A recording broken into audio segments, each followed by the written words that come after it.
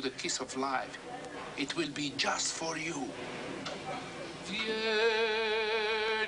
o donna, vieni al bacio della vita.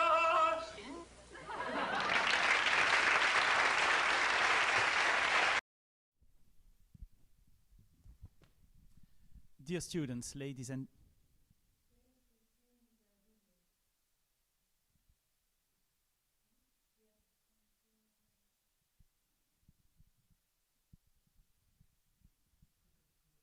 dear students, are you hearing me? I hope so. Ladies and gentlemen, welcome. Welcome on the Music Talks on Monday tonight. And my colleague Susanna Schimak and myself, Axel Everard, we have a very special guest tonight, Joyce Uyterwuyck-Winkles. Joyce is a voice therapist and a speaking voice therapist. Joyce, welcome for coming to us. Can you please introduce yourself? Yes, of course. Thank you for your invitation.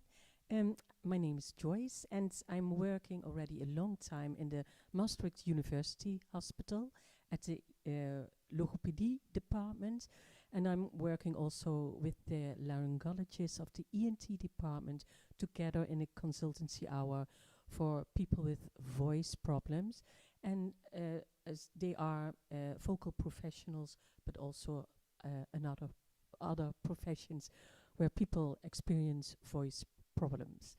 And I've also my own practice, already 12, 15 years, I'm not sure, because we started with a very little team. Later on there were 2 singing teachers with me, and also physiotherapists, and now we are a small team of only logopedists who are working there.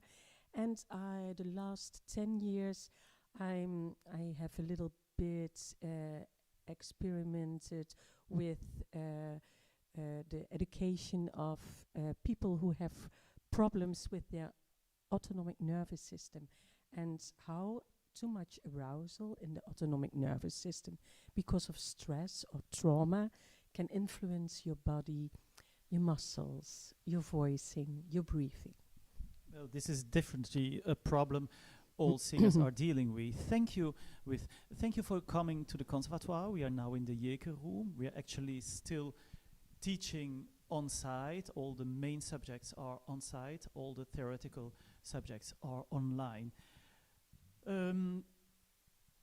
You already said problems with the speaking voice needs therapy. Very often the speaking voice and the singing voice aren't the best friends, though they should be. Can you please, Joyce, introduce us to the functioning of the voice? Yes, I will do that.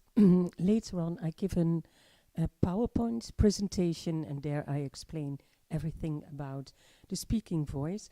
I would call it a basic voice use. When you are aware of what you're doing in your basic voice, you can develop more and do more fine-tuning in other voicing situations, like in speaking and singing. So that's really important to use your basic voice and know your basic voice very, very good. Definitely, because we singers, we use our speaking voice much more than we use our singing voice. Mm-hmm. And then we might happen on stage to sing in operas like Carmen or Die Entführung aus dem Serail, and need to speak in between our arias. Forgive me, just a brief insight here. You know, also when you go to auditions as singers, the people who are auditioning you might be aware that somebody who's a wonderful singer also needs to have a good speaking voice. So they might get you to talk between arias by asking questions. So for you students and young singers out there who think, yeah, but you know, the speaking, I speak by nature, right. But since it is the same function, you might be training the wrong habits by speaking the wrong way. So it's a good thing to know your instrument, and it's a good thing to know your toolbox. Yes, and there is also a difference between the basic voice use and the speaking voice, which you do when you do auditions or on stage. So it recommends other skills when you use it for performing or audition than your basic voice use. Yeah. And ladies and gentlemen, and dear students, before Joyce starts with the PowerPoint presentation, I want to tell you, you will be able to post comments, or perhaps not comments, except if it's for saying that we are fantastic, thank you, we know, but ask questions, and please write your questions, and we will have them appear. Miriam is here, Miriam Pasquale, who is going to monitor all this, and we will be able, or Joyce will be able to answer as precisely as possible to your questions. Joyce, stage to you. Okay, thank you. We start PowerPoint, yes. We talk about speaking voice, but I want to talk with you about first the basic voice use. Your basic voice, I explain it later. When you add more techniques to it of variations in loudness or performance or intonation, you get your speaking voice. And when you change the modus of your speaking voice, you transfer to your singing voice. And from your basic singing voice, we have also a basic singing voice, we transfer and integrate to special needs which you have to use when you are singing a kind of repertoire. The basic voice, it's the most economical way of directing your instruments, your vocal instruments, of using your muscles without the need of specific resonance, performance or loudness. It's the most easy way of voicing and with the beautiful output. I call it a kind of nude voice. It's a very easy way of voicing. And you are learning your own capabilities of phonation, and you based on your laryngeal possibilities. So when you know your own anatomy and physiology of your larynx, and you use some basic techniques, you become friends, and that's important in your basic voice. How does it look inside?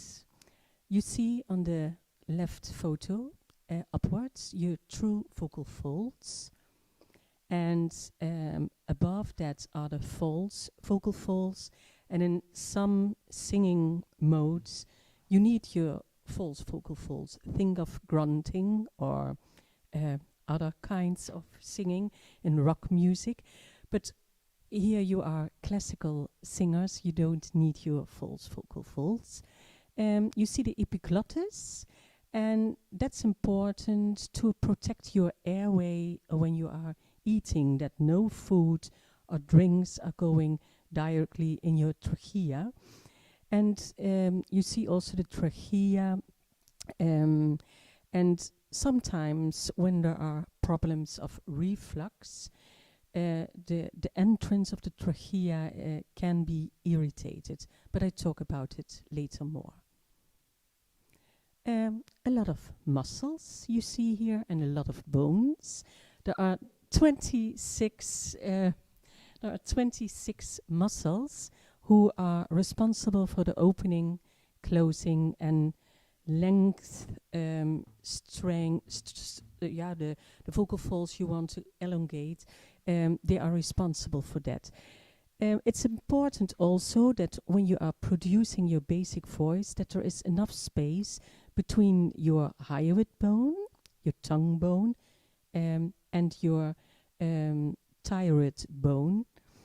And most of the time, when there are speaking problems, this membrane is narrowing, and it's that gives you the feeling of that your throat is narrow, that it feels compressed, and that it's difficult to fine-tune with other muscles in vibrating.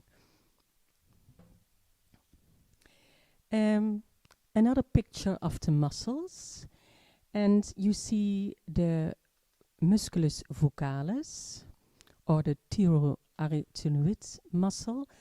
Every muscle is named of the place where it attached to a bone, so you can understand more easily how the muscle is called. For abduction, one muscle is responsible, the cricoarytenoid posterior, and when this muscle doesn't function good, maybe after a virus infection, or maybe when there is a decompensation of all kind of muscles, then you don't open your vocal cords, your vocal folds enough, and it gives you air shortage during speaking, during singing.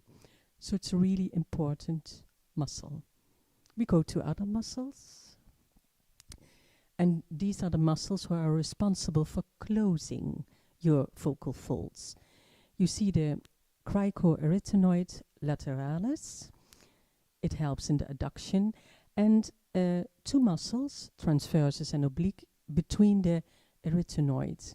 You can also see in this picture easily the triangular arytenoids and the musculus vocalis, the vocal fold, is attached to one edge of the arytenoids.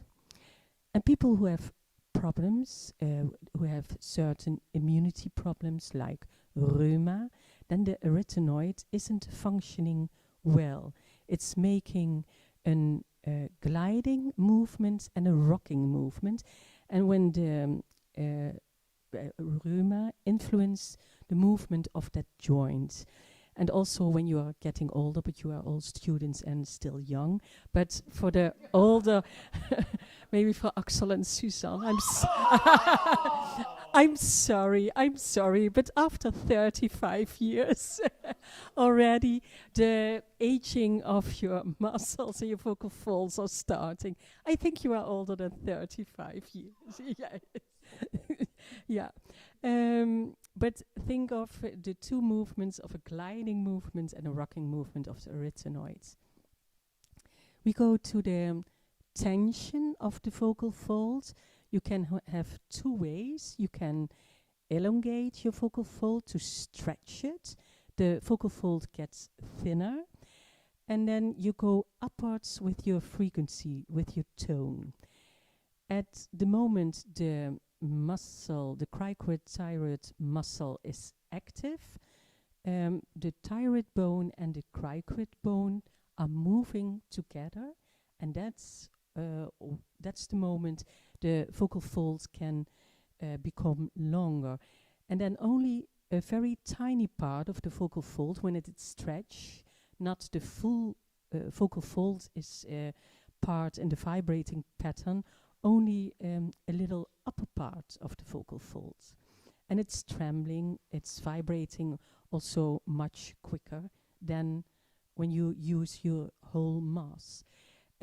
For shortening the vocal folds, you use your musculus vocalis, and it's called the thyroarytenoid muscle. And with shortening your vocal folds, you can use your whole mass, and then you got more a closed quotient of your total vibrating pattern. The more you have a closed quotient in your vibrating pattern, the more easy it is to use techniques, and the more you can have a vocal load during the day. I think this is the most important to tell about. This slides, we can go on. The vocal fold itself. Here I'm not talking about vocal cords, but vocal folds, because it are a few layers upon the muscle. That's why they call it a vocal fold. You see a more rigid part of the vocal fold where the muscle is and the ligamentum. and there is an upper part which is more soft, and it's called the space of Reinke, and the epithelium, and upon the epithelium there is some mucose, and only the green part is takes place in vibration, and the orange part, the stiff part, the rigid part, helps in opening and closing of the vocal folds. We can move on. I think you as a singer know how your voice is working. You can compare it to a bellow, your lungs, and in combination with your poster, but your lungs give the air. The air goes to your instrument, your vocal folds, and later on it goes to a sound box, your oral cavity, nasal cavity, and sinuses, your vocal tract area. It is. Air is coming under the vocal folds. There is a lot of subglottic pressure. It pushed the vocal folds away. Air is coming through the vocal folds in between. At that moment, there is an air diminishing under the vocal folds. And that is the moment that the vocal folds are sucked together. That's the upper part of the vocal folds, the soft part, is moving to each other. So the vibration pattern is going from, when you see the whole vocal folds, it's first closing in the front part and later on in the behind part, and first under the vocal folds is closing and later on the upper part. So there is a vertical movement in the vibration pattern. And when you have a good vibrating of your vocal folds and the tissue is very not stiff and it's very loose, and you see the mucosa is going to the side walls of the vocal folds, and it's called in German Randkantverschiebung, but I don't know the English word, I'm sorry. But that's when we see the mucose is trembling upon the vocal folds, then we know it are really healthy vocal folds. Now we can see a video of a rigid stroboscopy. With a rigid stroboscopy.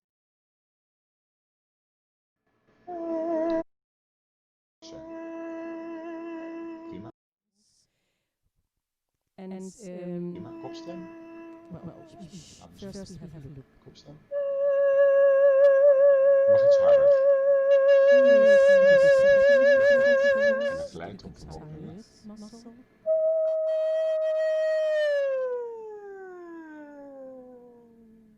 And now the vocal folds get more short. This is the full mass vibration pattern. With the rigid stroboscope, the way they look is that they put the rigid scope on your tongue, go backwards, and there is a little camera at the end of the scope, and it looks to your vocal fold. So it's not really a nice feeling to give a sound on an E with such a scope in your mouth, but it's okay.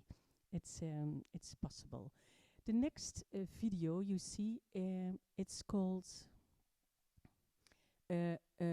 flexible scopy. This is the flexible stroboscopy, and there is a little flexible tube which is going through your nose, and it hangs upon your vocal folds. So you can see the trembling of the folds. You see if there are morphological lesions on the folds. What the ENT doctor wants to know is there a closure of the vocal folds, or is there only a part of the vocal folds who are closing? And are there lesions in the tissue of the vocal folds? That are the two important things he wants to know. And the ENT doctor also looks where is the closure not okay, and the lesion is there at the other side of the vocal folds, another lesion, but I tell more about it in some time. But first, we are going to look with a flexible stroboscopy to the singing in action. 16 lied. Wish I knew why I'm so in love with you. No one else in this world will do. Darling, please save your love for me. I can feel it even when you're not here. Can't conceal it. I really love you, my dear. And though I know no good can come from loving you, I can't do a thing. I'm so in love with you. So baby, stop. And you saw also that the singer was taking a lot of air in between, and she opened very well the both vocal folds. And you also saw that in the vocal tract were a lot of movements for making this sound, but I talk about it later on.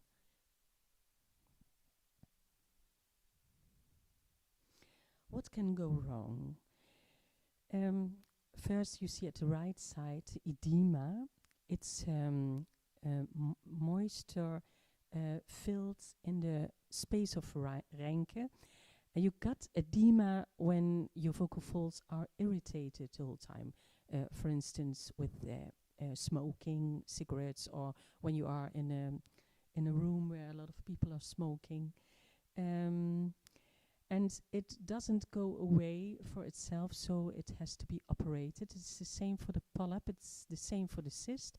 Only nodules, and nodules are always on the third, 1/3 part in front of the vocal folds, because there is the closure more advanced in time than backwards.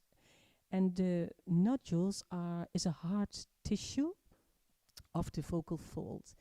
And after voice therapy and some voice rest, the nodules will diminish. Most of the time they are. A polyp is a lesion in the vocal fold.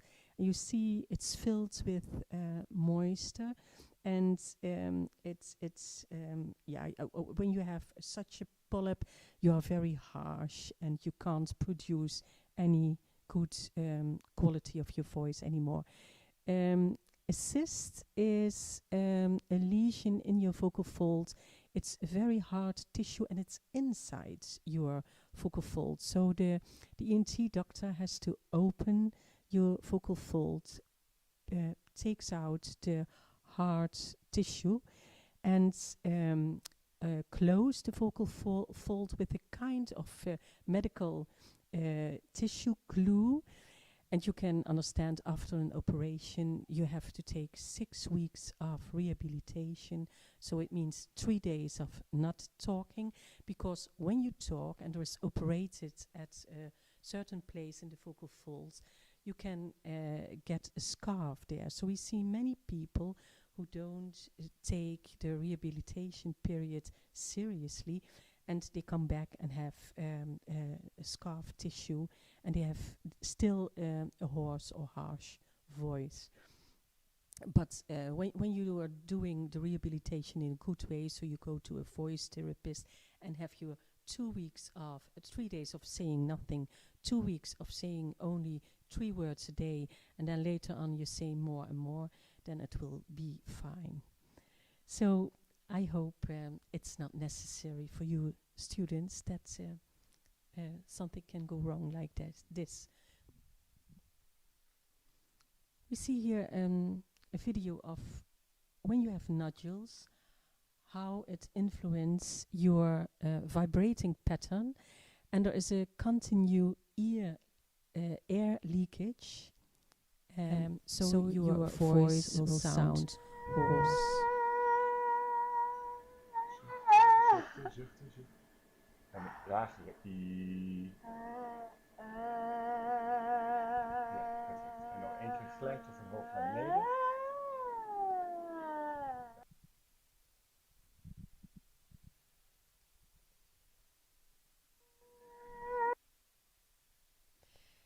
A polyp, you see in this next video how a polyp cannot gives a no closure of your vocal folds, and sometimes a polyp is under your vocal folds, and when you are breathing it will come in front of your vocal folds. Have a look. Zingen. Zingen.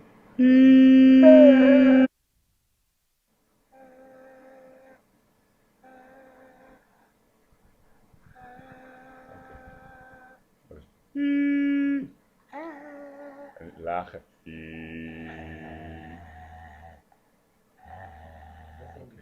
Ja, ga ik straks uitleggen. Zuchten, zuchten.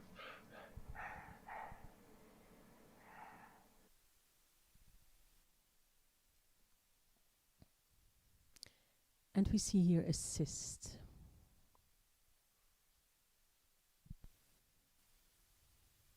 Ja, nog heel lang.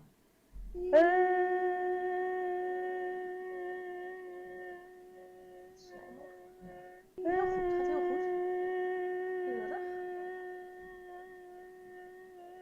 Uit de buik.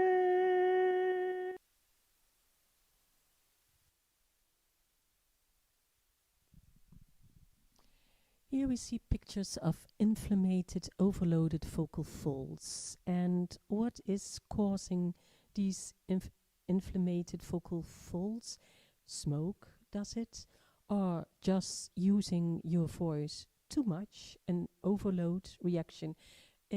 Most of the time it's in combination when you have a virus infection or a cold and you have to sing your performances, or you have too much rehearsals, then you got these vocal folds.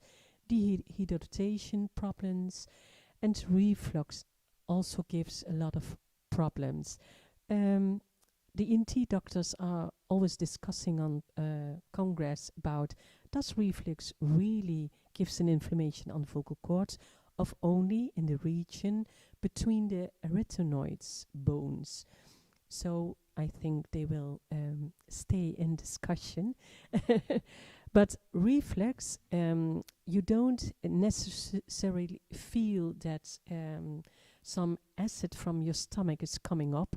Also, when you sleep, you can have a still, they call it a still reflux, that acid is coming from your stomach, is coming through the esophagus into your throat. And the tissue of the throat is much more vulnerable than the tissue of your stomach. It's really, it gives really a bad voice when there are reflux problems. But there is PPE medication, so the reflux will be better, but the damage has already been done at your vocal folds. About subglottic pressure. It's important, you know, that when you are in your basic voice, you are on lower frequency, you need lower subglottic pressure. When you increase loudness, you know, as a singer, you need a higher subglottic pressure, also in singing. And it's very important when you want to use, when you want to give a good subglottic pressure, you want to take breathing techniques. It's always based, it's better when it's based on a relaxed position of your diaphragm. So when your diaphragm is always in a more strained upwards position, it's more difficult to use in a basic voice your breathing techniques. And the right subglottic pressure helps in the Bernoulli effect I talked before. And why is that Bernoulli effect so important? When you have a Bernoulli effect and your vocal folds are vibrating because of the airflow, the muscle tension is not so high. So when there is no, in your basic voice and in your speaking voice, when there is no good subglottic pressure, you are going to hypertonic muscle use in your larynx and pharynx. And then you got a feeling, and my onset of my voice, it's so pressed, or there is I can't find the tone, or all those things and problems. Maybe you recognize them. The vocal tracts, it's the whole area upon the region upon your vocal folds. It's the nasal cavity, the oral cavity. It's the place where articulation and resonance will develop. Articulation, I think you know about it, but in the basic voice, it's for you, it's important to feel how you can position your tongue, position your jaw, open your mouth, work with your velum in an adequate way. So when you are articulating and you say the ah or the ah, and your jaw drop is with too much tension, you have also problems in singing. So it's very important to be aware about what I'm doing with my articulation in my vocal tract. And it's the same story for resonance. By shaping your vocal tracts, you create overtones, and with some more specific position of your tongue or elongation of your vocal tract, you strengthen certain overtones. Every vowel has its own characteristics in first and second formant. So a formant is a group of overtones which have extra resonance. As a classical singer, you are looking for your third formant and even a group of 3, 4, and 5 formants around the 3000 hertz. And it's called the singer formant. So that's what's your goal in singing. But we are talking still about a basic voice, and it's also good to feel in when I'm just talking in very easy way, how can I create also overtones? Well, about this subject I can tell a whole evening, but I try to keep it short.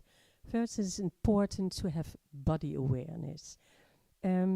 Before you are starting to make your basic voice, you must know what I am doing with my total body.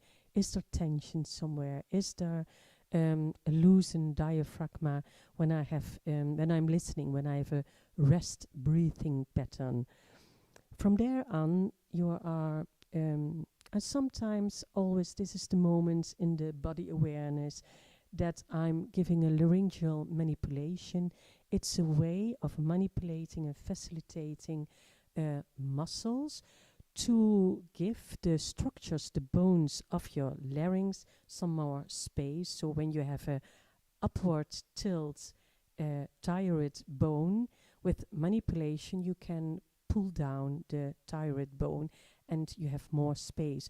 Or when your total larynx is more dorsal position in your throat, you have problems with your vocal projection, you have problems with making resonance. And with the laryngeal manipulation, you can give the total larynx a more frontal position. It's very good to keep that in working with the basic voice. Controlling subglottic pressure, when you have, you know from singing your breathing technique, in your basic voice, you have only a very tiny movement of your diaphragm and you have already the right subglottic pressure. And we are also working a lot in the basic voice with action not only of the diaphragm but also from your pelvic floor muscles. So especially when there is a posterior leakage of air in voicing, or when there are problems with the total closure of your vocal folds, you need a good subglottic pressure, and we work with the muscle tension of your pelvic floor area. Phonation in full registration, I already told you about it. It's important that the whole mass in your basic voice is closing, that there is a long closed quotient. When you have that, you can have a bigger vocal load, and it's more easy to use your speaking voice and your singing voice. It doesn't mean that you have to talk lower, on a lower tone. But sometimes when you are going to use your full registration, your tone goes lower in half or a quarter of tone lower. So don't think when you're using your full registration, I have to talk on a very low tone, because then you are pushing down your voice. It's also important that no hypertonic muscle tension is in larynx and oropharynx when you are making your basic sound, your basic voice. I work a lot with the voice therapy of Professor Johannes Spahn. He was from East Germany, and unfortunately he passed away already. But it's a very nice way of making a basic voice. You are producing an vowel, and in that producing you have a wide pharynx, you have a lowering of your jaw, and you have a horizontal tongue position. So the tongue is most, in that basic voice production, your tongue is lying down on the mouth floor. And from there on, we move to, okay, now we have the basic sound. We want to do something with it. And we go to articulation and resonation. And from there on, when you have done a lot of movements with your mouth, and you keep your basic shape, your economic way of basic sounding, then we go to words, to sentences, and from there on to other tones, etc. Sorry, it was already a long story. We're going to the next slide. Okay, that was the basic sound, basic voice. This is the speaking voice. It already demands some other things of your basic voice in articulation, resonance, speech rate, loudness, in different speaking situations. And you know, when you communicate, there is the principle of sending and receiving a message. Also, non-verbal communication is important. And you can especially work with resonance or articulation or loudness to give some better communication. And in research, it's important to know, when you read something about the speaking voice, that they are talking, that they make a difference in a vocal professional and vocal elites, like your singers are, performers in speaking and singing. Also important to know in the speaking voice and also the singing voice is the fields of the voice ergonomics. It's a science about to look at voice use and voice problems in relation to vocal demands and working environments. So when there are problems, it's not only the vocal fold who is the problem or the wrong technique, but sometimes you can have problems in your performance schedule. It's too much. The demands and capacity is not in balance.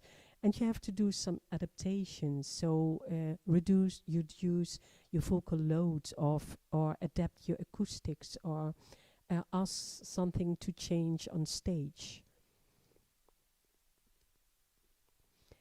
What can go wrong in the speaking voice? We can have organic problems, functional problems, psycho-emotional problems, but you can have problems with your lungs or diaphragm. You can have a disease like asthma, or your diaphragm is paralyzed for part, then the doctors see that a part of the diaphragm is hanging down a little bit. You can't pull it up, or you have functional problems with controlling your techniques. I call the lung and the air techniques the activator, and the source where there is the source of the sound, and then we have the level of the articulator and resonator.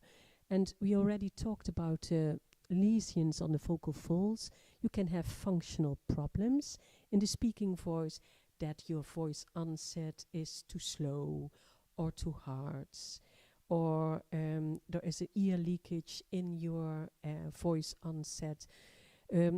As a voice therapist, we listen to the part of voice onset, the full vibration pattern of the vocal folds, and at the ends. And we listen if there are dysphonia problems, if there is hoarseness, harshness, breathiness, if there is a creaky voice, diplophonic and aphonic. And in the voice onset, we listen if there is air coming with it, if there is some little delay in voice onset together with too much muscle tension. You can also have on the source problems with allergies. I think as a singer maybe you know some allergy problems, but it gives you problems with using your nasal cavities and sinuses in making resonance. You hear in my voice a kind of nasality problem because I have an allergy and I'm an asthma patient, so my resonance is not as easygoing as it was years ago, but I deal with it. And we go to another slide. Articulation resonator problems. You can have less reinforced overtones, or what can also go wrong, you have problems with forward tuning of your sound projection, or you have articulation problems with the jaw drop, your consonant combinations. Think, for instance, at when you are coming from another region in Europe, and that your dialect is produced with a slow movement of your tongue, and also that your tongue point is not, it's a little bit horizontal. When you have talk Italian or sing Italian or talk in English, you have really problems to pronounce in that language. So it can be that you have to learn, okay, how do I move my tongue in a more quick position? How can I use my tongue point more for developing Italian or English language? What can go wrong? Also, but I think you know already these things, that when you have to sing for a long time in your performance on a high frequency range, it's difficult to talk in speaking modus. So a lot of people who go and visit their public after a performance have some problems with speaking. You can do some little exercises in your before you're going to talk with your public. In adduction exercises, it sounds like this. Or you make a little bit a gliding, a basic gliding tone, not singing. You, to help to activate the muscle, the vocales, so that the vocal folds are short and become short again. There can be some hydration problems, and when there are mucous problems, it influences the vibration pattern, and also air climate, food, but I think you know already, can have problems on vocal folds. So when you are eating a salad with an acid dressing, it can dry up your vocal folds, or when you use milk products, it gives you more mucus. Um, and people, singers who experience problems in singing and think, and together with their singing teacher think, I have good techniques. Why do I have problems? It's often due to bad techniques in speaking. So we see in our consultancy in the MUMC a lot of singers which have actually speaking problems. Okay, we go on. The singing voice. It's based on the same phonation manner as speaking, only you have a little bit more subglottic pressure, you have an other shape of your vocal tracts, you have a little bit more lowering of your larynx, and that creates the typical classical way of singing. But it's based on the same way of speaking as you do in your basic voice. When you have no good source sounds in your basic sound, it's difficult to create formants in vocal tracts in your singing. So most of the singers are looking, I have to use more muscle action to create formants, to create resonance. But the problem is in the source sound, when there is no good adduction, when there is no good closure of your vocal folds. You know already that in different classifications are also specific characteristics in timbre. And important is also to know that the length and the mass of your vocal folds contributes in choice of classification. But it's your singing teacher who has the classification, who says in what classification you are, because the timbre and the modulation possibilities are also important, not only the length and mass of vocal folds. There are a lot of things which can go wrong when you are singing. I take next slide, please. I take some most important. When there is a singer with problems, and or they are due to your speaking voice, but most of the complaints are air shortage. They feel, I can't sing anymore a long phrase. It is as if I have to take air in between. The losing of the high notes, or I can't sing pianissimo anymore in the high tones. Loss of formants in the lower notes. It's only a kind of very tiny way of voicing in the lower part. And most of the singers say they have a pressed, narrow feeling in the pharynx.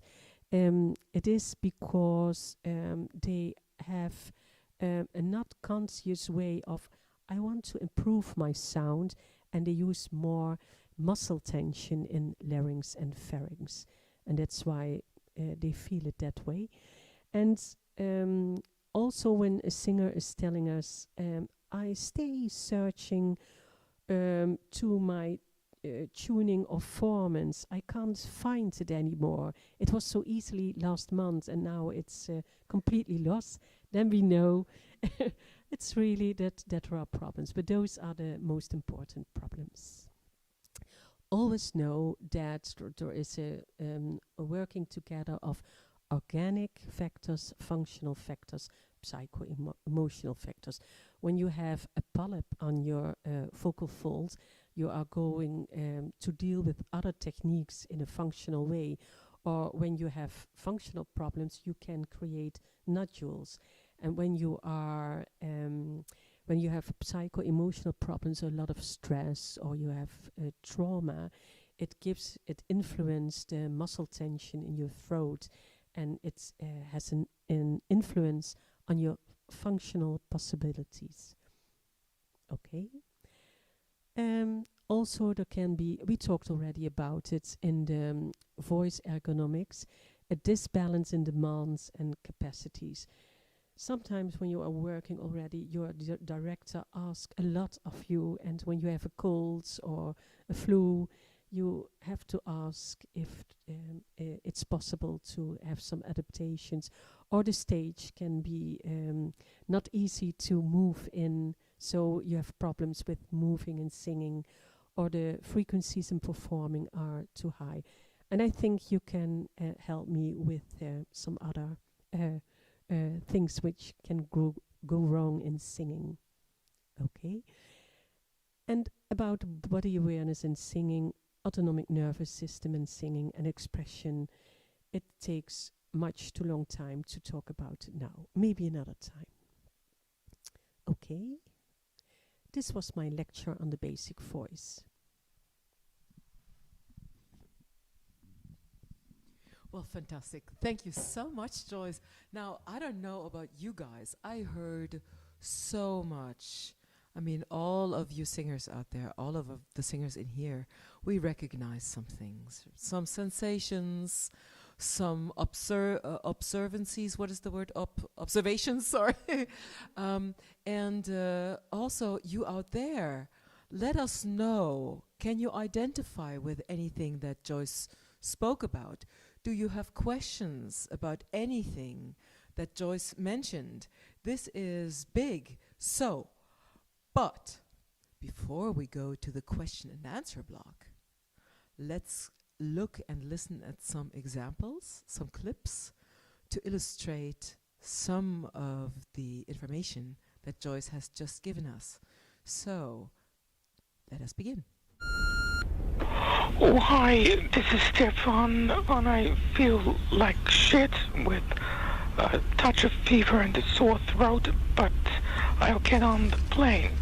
I do have two very specific needs. One, makeup. I can do my own, but it might be more than you'd want. I have some little pimples on my face, and I would feel much more at my ease. Much less self-conscious with makeup. The other is that... That was interesting, huh? Bit spooky. Joyce, can this man be helped? Yes, I think what you hear was that the talking was in a mid-registration, so the vocal cords were not short. There was no long closed phase in talking, and the vocal cords stay in the talking in a little bit a longer stretched way. And also there was not an economical tone use, frequency use in the speaking. It was a little bit uneconomically higher than it's. So it is and the mid-registration and the tone it is used, and I think also the breathing pattern. There's no adequate subglottic pressure, and you hear that there's a kind of ear leakage, so a little bit of dysphonia. No good sound projection forwards, no overtones. I think we have to start on the basic voice. We shall send him to therapy. Yeah. Let's do that. Yes, this gentleman whom we just experienced speaking is Stefan Zucker. He has a YouTube platform that is called Opera Fanatic, and he conducted, he is an opera fanatic. He is completely fanatic and passionately in love with opera and with singers and with singing. You might also find some singing of him on YouTube. And watch out for this wonderful documentary that he did, where he questions prima donnas about la voce di petto, the speaking voice, the chest voice.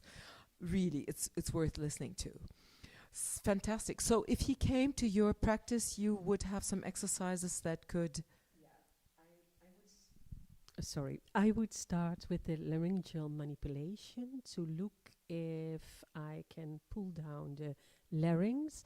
And maybe this is also, when he has spoken always like that, it can also be an incomplete mutation problem. That when you are, when the larynx is growing out to the more adult larynx, you stay talking like a little boy. Child. Yeah, like a child. And that's something we usually see in women more than in men, don't we? But also in men, we see it in the practice also, but maybe as here at the conservatory at singing, with singers, you don't see it. And you see it also with female voices, yeah. But there it's more a choice they do because of personality to talk in a high way or in a childish way. Axel, do you know what she's talking about? Not at all, Suzanne. Let's go to the next clip. Oh, just one little comment, you guys out there. Now, the inner image that formed in front of your eyes, or inside of your head, I should say, about the person who was speaking when you heard the audio. Is this a person you would want to date, or is this a person you would want your sister to date? Now, what I'm getting at is the voice tells us a lot about the personality, we think. So, or it does, it's like a fingerprint. So for you performers out there, every time you go to an audition, you introduce the pieces you're about to sing. That is the first impression. It's not the first note you sing. When you walk out, you go, My name is Suzanne Schmack, and I will be singing When I'm Late by Henry Purcell. That's a problem in itself. So, but on we go to the next clip. Here comes wonderful Jessie, going from speaking to singing. Pay, please, attention to the speaking part, because it's so much shorter. Dass das eigentlich ein Lied aus Afrika war. Und diese Zusammenstellung finde ich sowas von fantastisch als Lied. Und natürlich ist das Lied weltbekannt. Und Sie lieben es. Ich liebe es. Und wir sind sehr stolz und glücklich, dass Sie es jetzt für uns singen werden. Dankeschön. Darf ich Sie rüberbringen? Ja.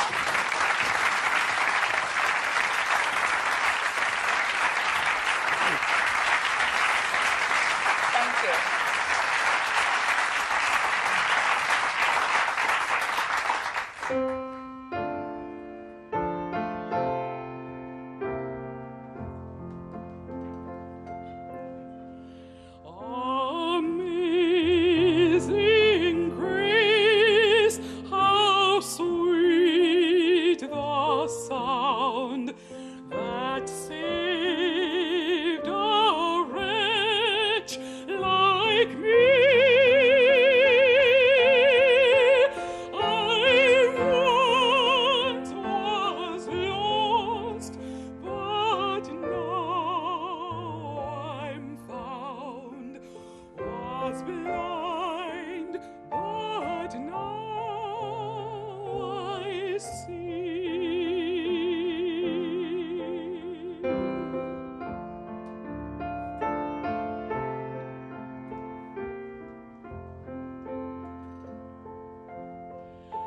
When we've been there 10,000 years, bright shining as the sun,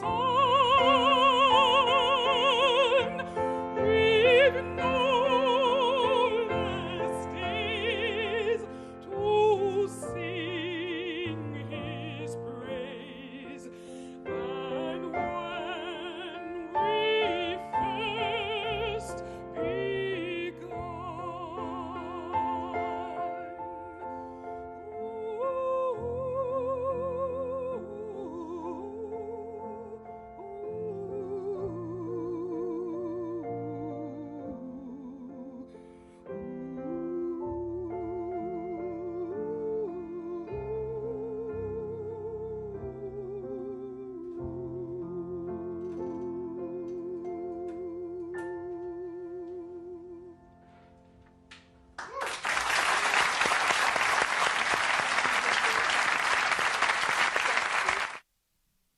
Beautiful, unforgotten.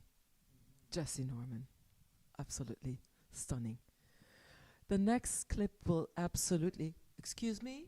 Yeah, perhaps a small word on Jessie Norman, who passed away last year, didn't she?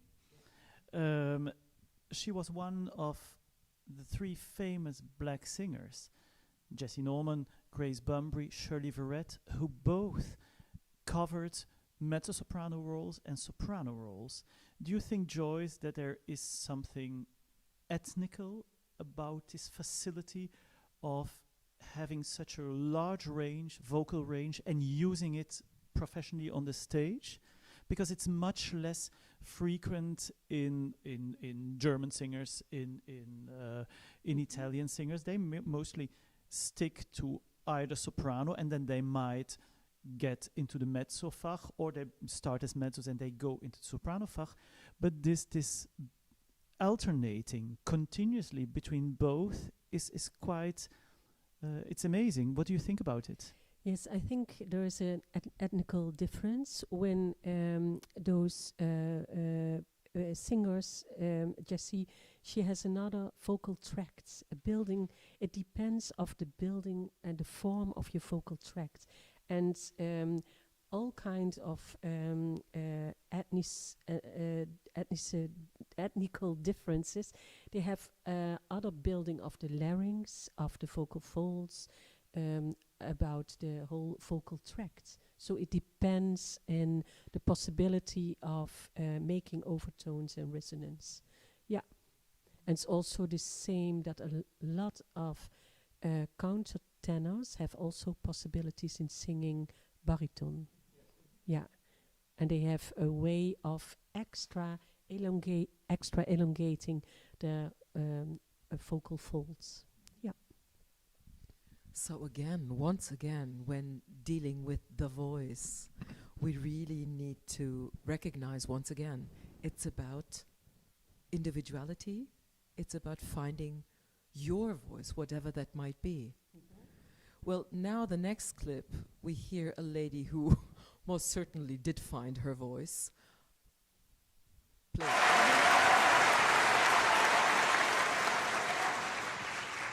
Ladies and gentlemen, today, 100 years ago, the Swedish soprano Kristina Nilsson became the first prima donna of Metropolitan Opera. She had a favorite song she always sang in her concert, and it was a Swedish folk song called, in English, I Remember When I Was 17. I am dedicating this song to her memory tonight.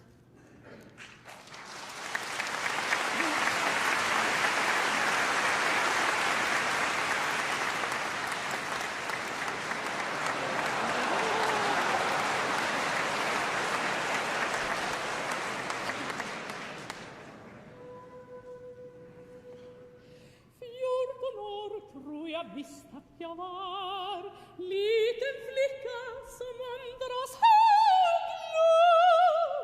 Ingen friare hade jag då, och ingen heller jag tänkte på.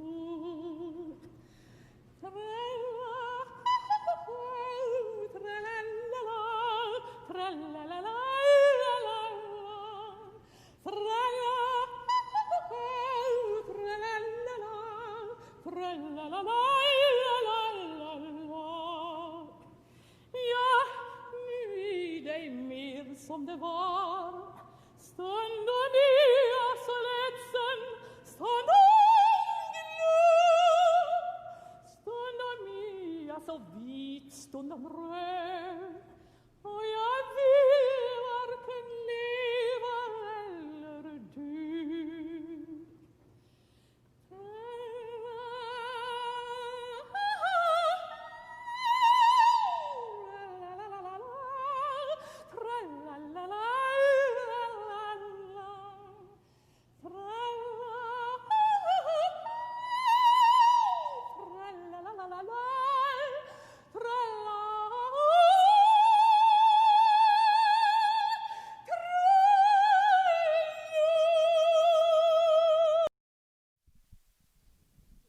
Well, whoever did not recognize this singer has some homework to do. This was Birgit Nilsson, the Brunhilde, the Isolde.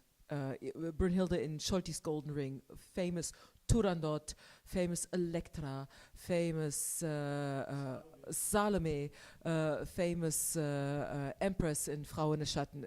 Go on Google, go on YouTube, check her out. She's fabulous. Quite unexpected, no? I also thought that was an active tongue, didn't you think? Yeah, it was really active. She needed also the mouth openings to produce those tones. And well, I was looking at her, and she was singing with all her body to produce that sound, yeah. Yeah, it's very interesting that though she probably was the most famous dramatic soprano of the 60s, 70s, and 80s. She recorded, for example, and she also sang in live performances Mozart's Donna Anna in Don Giovanni, which is considered being a bel canto role. And you can hear here in this performance, she's over 60 there. Huh? It was on the Met Gala in 83, I think, the centenarian of the Met. So it's in 83. I don't know when she's born, but she's over 60, and still how she's capable of singing staccato with a light voice. Though it was one of the biggest voices of her era. So it's quite amazing how she masters. But it's also interesting how she's nervous when she has to do the talking and short of breath. Didn't you think so? Yeah. It was when she started to sing. It was a whole different sound and much more easiness than when she was talking. You hear that the sound stays backwards in the oropharynx, that it couldn't come out easily, and that her voice onset was a little bit not light in production. Yeah, you could hear a lot. So we should have sent her to you. Also. But you already told that everybody and every larynx has its own form, and how important it is before you are going to sing repertoire that you really know your own larynx and your own capacities, and you are feeling free with it, and how to use your whole body in singing. And when you can do that on just one vowel, then you can start with singing and doing some extra things and going to repertoire. It's so important. Yeah. Well, it's unbelievable, but time is flying. So I think it's about time that we give space to our questions from the viewers. Please let us see and hear what you have for us. And remember, there is no question that is too stupid to be asked. So do feel free to confront us, Joyce, with, we do have a lot of questions. I will hand over the microphone to Miriam Pascual, who will moderate.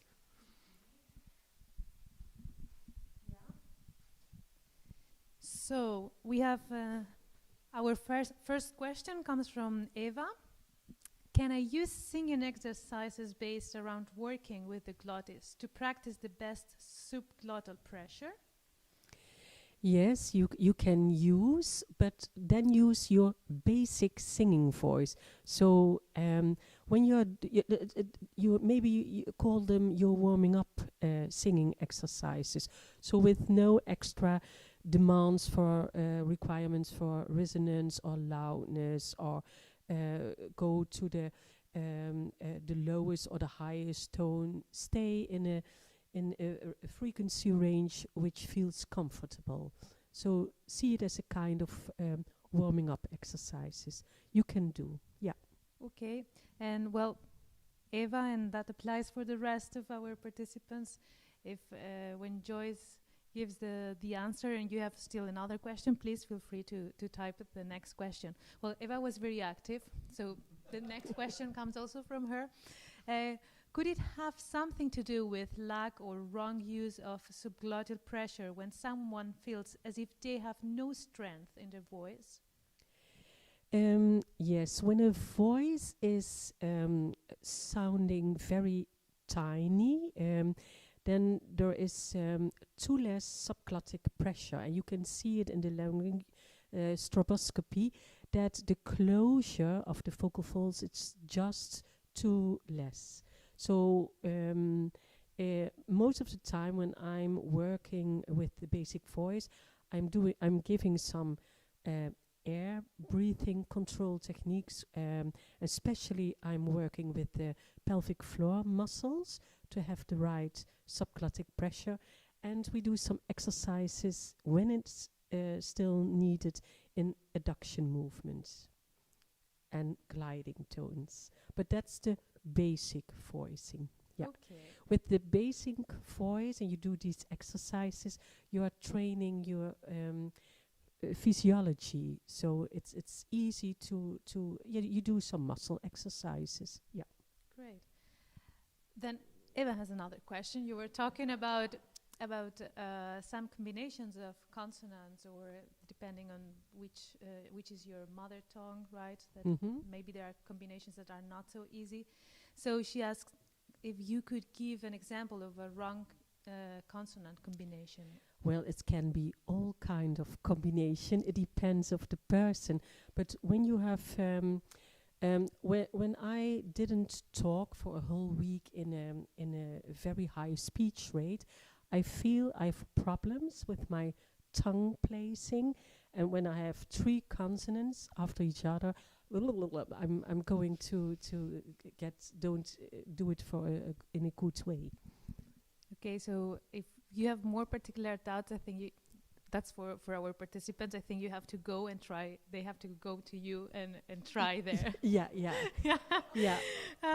Then Joshua was asking if there's any simple exercise that one can do by themselves to practice the speaking voice. Yeah, well, it's the basic sound of Johannes Baan. I will do it for you.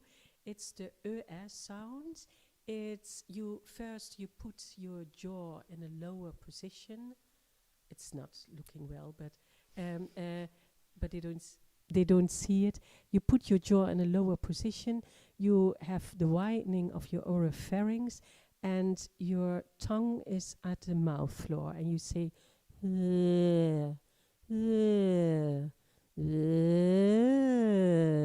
that's the most easy sound, most basic sound you can make. Probably after this exercise, people don't want to date you either, but that's not the matter, right? Or maybe it is. I mean, maybe your voice improves so much. Yeah. Then Eva was asking again if there's what is the first thing that we should pay attention to when starting to work on body awareness. Yeah, the most important thing is to go with the attention onto your body. So feel that you have your feet on the ground, that you're sitting on your sitting bones, and you feel that your back part of your body, when you are sitting, first start with the basic voice exercise always in a sitting position, because then you feel more your body and you feel more what you're doing with your pelvic floor muscles. That's important, and then later on feel that the gravity is working into your body, and you feel more, you feel the gravity and the heaviness more. Well, you can start that way.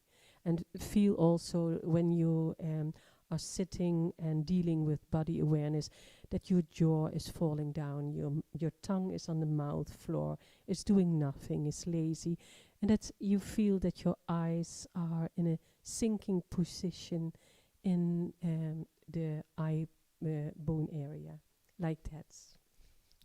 And there are more exercises.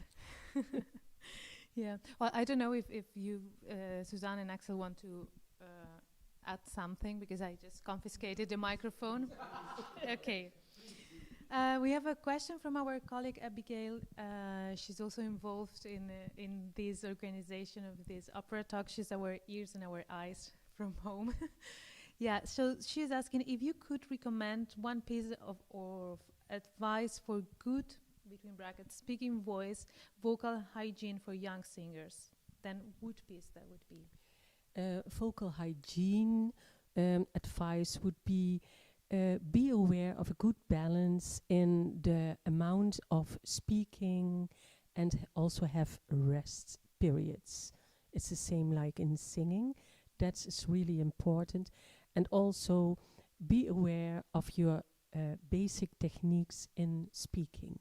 be aware that you use there also some breathing techniques. You need a subglottic pressure, that you also feel that you don't use too much muscle tension in your oropharynx and larynx. So it's nearly the same as in singing. But be aware that in speaking, that all those techniques of air support, of breathing support, is much more tinier than in singing. And when you overdo, when you overload with air pressure, your unconscious reaction is you are going to use your muscle tension. Yeah, very good advice. And I think many of our students sometimes are also teaching, so this use of the speaking voice is also very important in this other context, right? So. And also when you are going to teach, that don't forget to go to your full registration and don't stay in your mid-registration, because it's exhausting to talk the hour after hour in this way. Or you have to use good techniques, then it's possible, but it's much more easier to talk in this way. Yeah. Okay, so we all take note. Yeah. Then we have a question from Sophie. She's a light soprano, and she asks, do singers with lighter voices have a more fragile vocal cords? Do we have to be more careful? They do not necessarily have a more fragile vocal cords, because some sopranos have short vocal cords, but also a good mass. It's sometimes more than even mezzos, but because the light sopranos are singing more at a high registration, they have to need more techniques of subglottic pressure, breathing control. So yes, then things can go wrong. Yeah. Of course. Thank you, Miriam. I would like to add a small thing. Having been and still being a very light voice myself, what I thought was, and what Sophie is probably also thinking of, when you get as a light voice, which is in the beginning definitely smaller in size because not yet as rich in overtones as it ideally is, and you get with the orchestra, there is a very, very scary thing, that is that you hear this humongous sound coming off the orchestra, and that you're not confident that your small sound is going to be enough. And that's where a lot of light voices do force, because they feel they should get over the orchestra. It's so super interesting that we're all here together, because I would love to claim for myself to be a light voice, but I cannot. No, I'm not. I'm on the opposite. No. I'm I'm feeding my voice. I'm on the opposite side of the scale, and it's not exactly the same scenario that you for a heavy voice, but it's almost like I can only talk about myself or for myself now. When all of a sudden you have this ocean of sound from the orchestra coming, it's like, it's just I need to go, I want to sing, and so there is a tendency, or I shouldn't call it a tendency, there is a temptation to go full on, to go full load all the time, because you can until you can't. So I think it's a general thing. Joyce keeps stressing the fact that we should know our instrument, we should get to know our individual instrument, we should master our instrument and be the expert for our own voice. So the same applies again here, whether you're a lighter or heavier voice. And let me just say, there is a comment here from Roos, I think she's from Antwerp, who says that nobody would date any singer if they would hear us warming up. Now, we do know that's true, right? I will pass on the mic back to Miriam. Thank you, Miriam. Thank you. Yes, apart from this painful reality, that if somebody hears us, they are not going to date us. Yeah, we have other questions.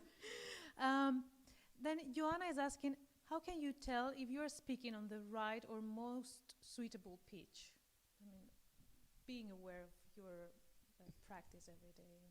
Yeah, it's your everybody has his own most comfortable pitch in speaking, and it's when you have the basic form of your vocal tract and the ideal position of the bones of your larynx, so there is no tensed feeling, then the tone will come by itself. So in the morning, everybody starts with a lower tone. That at the end of the day, when there is some little muscle tension, when at the end of the day, when you are a little bit tired and you feel your muscles are more strength, you want to go to the tone of the morning.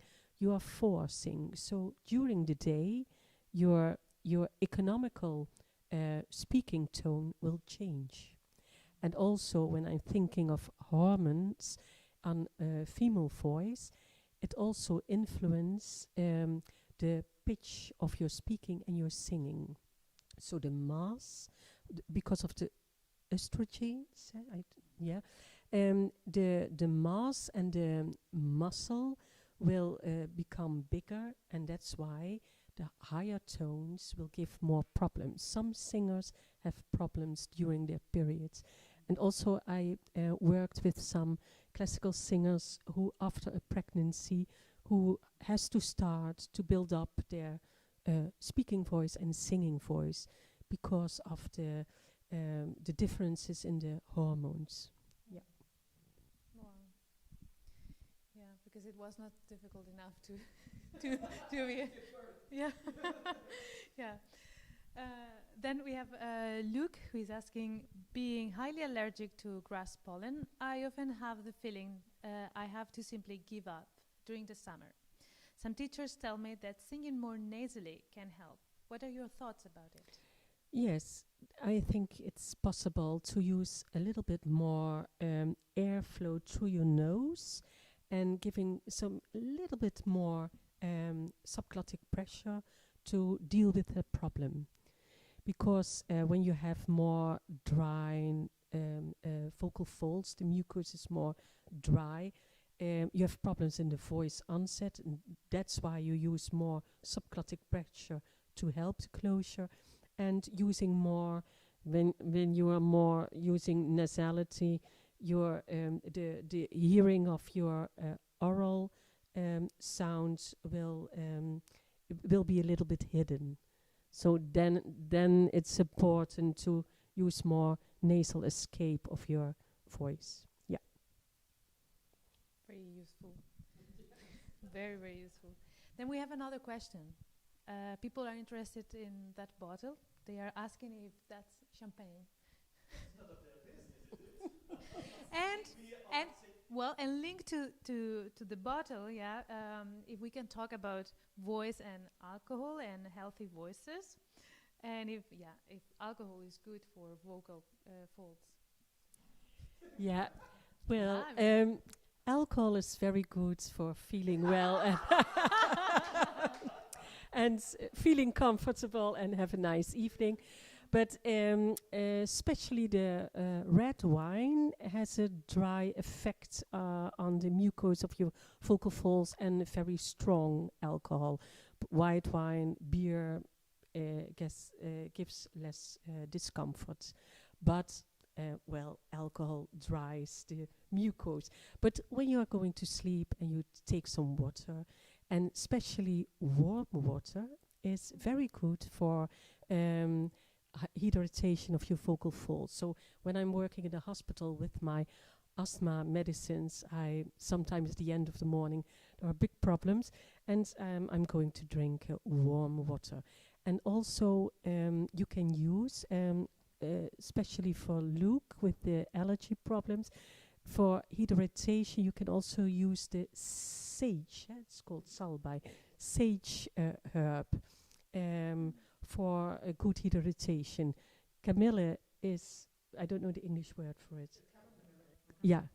That's for your the mucus of your nose, and sage is for your voice. Especially in Germany, you have a lot of shops where they sell a kind of sweets with sage in it. Good. Good. Salbeikräutern bonbons. Then we have, more women interested in how my hormones affect my voice. So our colleague Abigail is asking again, could you touch on hormones and the effects on the vocal cords, particularly menstruation, for instance? Yes, the hormones have a different Zusammenstellung, a different combination. So 3 days before you have your period, your menstruation, and in 4 days when you are in it, then you have more estrogens, and then you can have problems with the high tones. And also your voice can be a little bit, because also the mucus is more dry, that you feel your voice onset is a little bit slow, more slow than normally.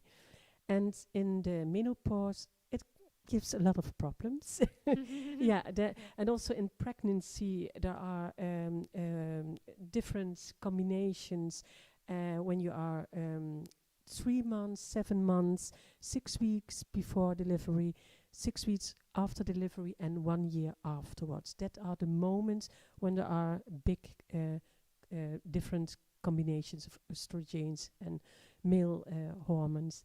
And there are problems with the high tones, so that's why that some singers don't reach the last 3 tones which they normally can sing, and that you have the combination of a very much mucus, the feeling as if some mucus is continue in your throat, and after 5 minutes you have a very dry mouth. So it turns on and off, the dry feeling and the globe feeling because of mucus.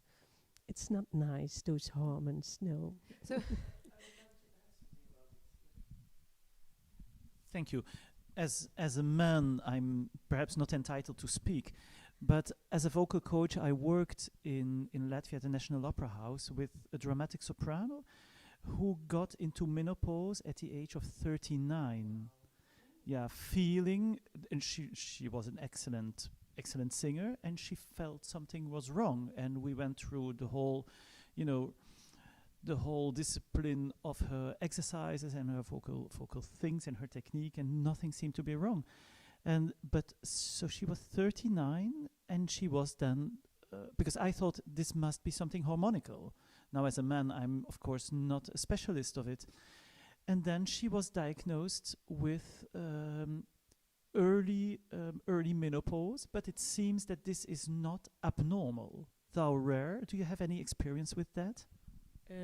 You see that the period of menopause is for 10 years, and you see last years that they start much more earlier with the menopause, but the exact amounts I don't know. But we see a lot of people in the MUMC with problems with the hormones and voicing. Yeah. But I'm wondering, I mean, since I'm working in Holland, I was introduced to the word penopause, which apparently, and I still don't know if that was a joke that was made on me, that was played on me, or if that is an actually word. But if that does exist, penopause, that means that men also go through like a midlife hormonal crisis. Now, I do know that women, as they hit menopause, the estrogen level lowers, right? As men age, their testosterone levels lower. So that would mean that for the women, they are likely to lose some of their high notes and the voice will drop. And for a lot of guys, would that then mean that the voice might be elevated, right? Yeah. Because this is also something we need to be aware of. Sorry, I'm not pointing at you, but yeah. But I don't know if with male it's due of hormone changes or just because of aging. The muscle mass will become more thin, and that's why we see a lot of men who has an oval closure problem with vocal cords. So the vocal cords are so thin, they are in a bowing position, and when they close, they only close in the front part and the back part, and the whole vocal folds doesn't close anymore. So Dr. Brunings does a lot of operation. They call it augmentation of the vocal folds.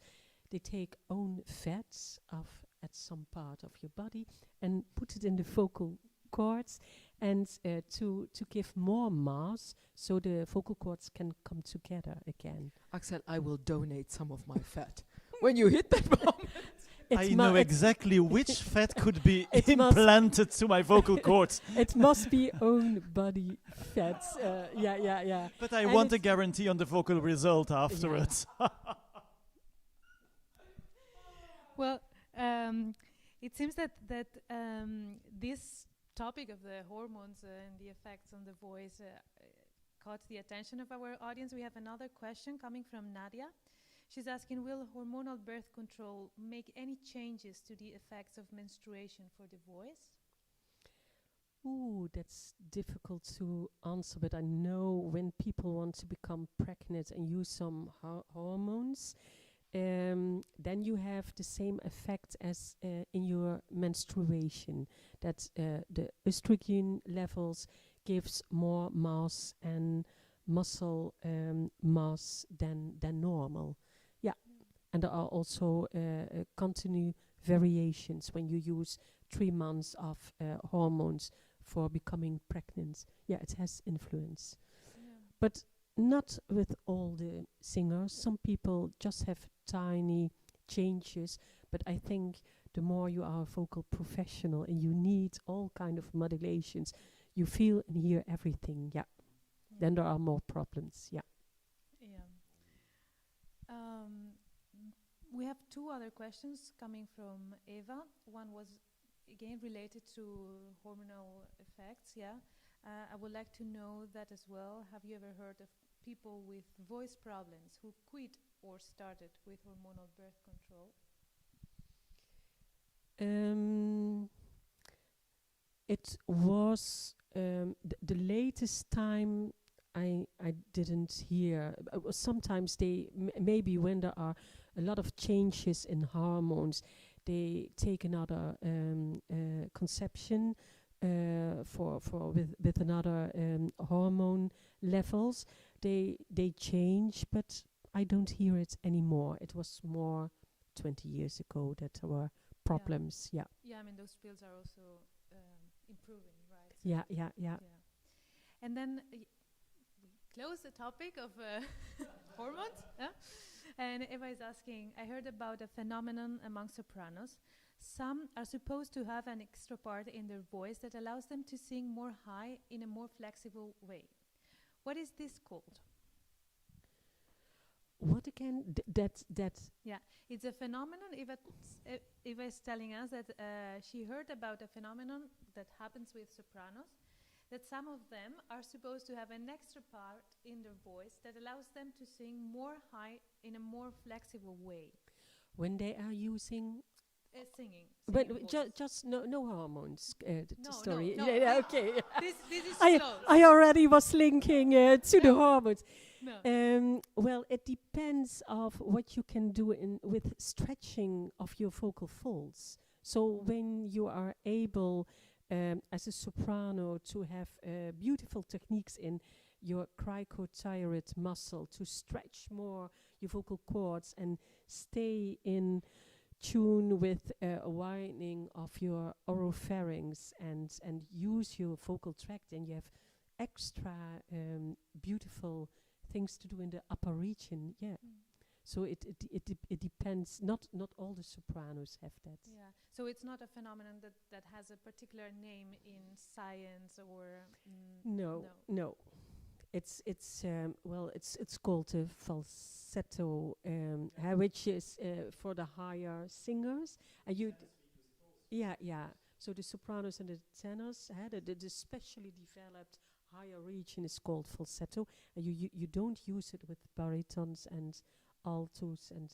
Which has nothing to do with the falsetto as a female voice. Yeah, and also, I mean, there are particular sopranos up there who have something that is called whistle stop, right? Which is like in German it's called the Pfeifregister, which it's close to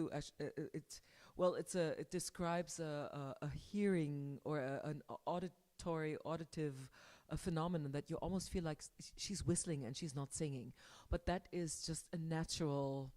Not everybody has it. It's a similar phenomenon when some people have a Strohbass, which is not, it's like a straw, what is the word? Straw bass. And it's not a real resounding sound, but there is something in the low region of the voice that is there, but you might not really be able to use it professionally. Yeah, you have the Randregister, the high model register, and only the upper part of the vocal folds are trembling, and sometimes it stays a little bit open. They don't close, and then you hear a beautiful high tones. And upon that, you have even more elongation, and then you got the flute register. And Mariah Carey is one of the famous, also not classical singers who use the flute but register. Good pop singers use it intensively and use it in a very good way. It's not because they're pop singers that they would have less technique. Lots of them do have less technique, but some of them do have excellent technique. And isn't that closely what we are talking now, this very high extension of the tenors and of the sopranos, and that some sopranos, larger sopranos, can also achieve? It has to do also a lot, I think, with the balancing of subglottal pressure and the awareness of the harmonics, of the reinforcement by harmonics. Can you say that? Yeah. It's true. It's always the balance of the three technique levels: the air pressure under your vocal folds, the way of muscle tension balance of your vocal folds, and how to transform the sound into extra harmonic overtones, the formants. Yeah. It's interesting. It should be, the another topic, because it could bring us so far. But if you see how, for example, Rossini writes his cadenzas for the tenors going until high D, something until high E flat, he always starts on a central note, rather low, in order to take the full vocal work. And then it brings you right up until something like a high A or B flat. Then it stays a little bit there, it turns a little bit around in order to switch without the audience hearing. And then it brings you up in a very easy way. But of course, it's not possible to say words up there. No, that's when you are going to modulate an articulation, then you lose that specific form of your vocal tract. Yeah, it's and why is it important always, what you're also doing in basic training, to start in the economic, easy frequency range? When you are going up for that tenor, when you are singing up, you keep the control of doing nothing too much. So when you start too much with full also with singing, with a lot of overtones and formants in a high position, you are always getting away from your balance. So that's important. And I would like to add, or maybe just to comment, because you could maybe, I don't know if you can see this. Yeah, all my papers here, papers, because I took extensive notes as Joyce was speaking. And when we saw the stroboscopy, we saw vocal cords vibrating at 500, 600 times a second. So if we're speaking Kammerton A, middle A, A4 is 440 hertz. That means your vocal folds are vibrating 440 times a second. The more we go up, the more vibration frequencies there is. So they are moving extremely fast. And none of this is happening conscious, and none of this we have direct influence on. So the reason why I would like to stress that is because Joyce mentioned body awareness and knowing your instrument. Here I go again. So knowing your instrument, being aware of the body and understanding the mechanics of the vocal function will eventually evolve in a deeper understanding of what your voice does and what it needs to do. And here comes my question, because we're already 15 minutes over, which was expected. If you would like to have a second date with Joyce, if you feel that there's so much more to be spoken about, because we do, I think Joyce might feel the same way. I'm not suggesting anything. Please comment, let us know on Facebook, let us know on Instagram, let us know on YouTube. You can send us personal messages. Please let us know if you have more questions, if you have more concerns, if you have more curiosities, if you would like personal contact to Joyce and her therapy possibilities. Let us know. Be in touch. Yes, there's so much more to be talked about. One thing that is really dear to my heart is to thank two people who have been the wizards and the fairies of this production today. And that is Luke Mitchell, who is the technical gentleman. I wish I could turn the camera to this handsome dude. And Miriam Pasquale, the coordinator, the Maastricht coordinator of the European Opera Academy, who has been here supervising and moderating this. Thank you so much, you guys. Yes, and of course, one more thing. Next Music Talks on Mondays will be February 8th with beautiful, wonderful Francesco Izzo. Some of you might already know him as the coach for Elisir d'Amore. But now, as the Marschallin says in Rosenkavalier, in Strauss Rosenkavalier, jedes Ding hat seine Zeit. Everything, there is a time for everything. And for us now, the time has come to say goodbye. And to have food. Yep, he needs it. I'm anyway. Now that's true as well, right?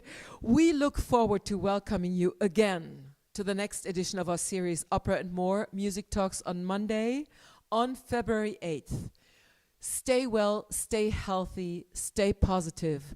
This was Joyce. Thank you for being here, Joyce. Thank you. My dear colleague and friend Axel Everard, and Suzanne yourself. Moi. Bye guys, be safe. Addio.